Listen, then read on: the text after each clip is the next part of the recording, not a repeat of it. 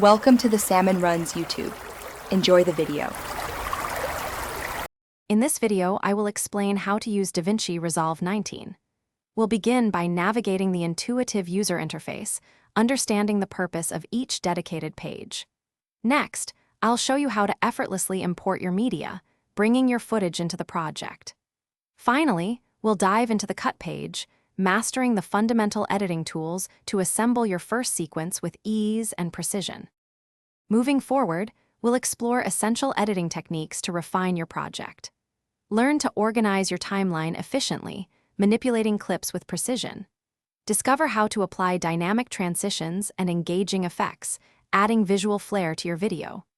We'll also delve into keyframes, enabling you to create smooth, animated adjustments for a truly professional look, enhancing your storytelling.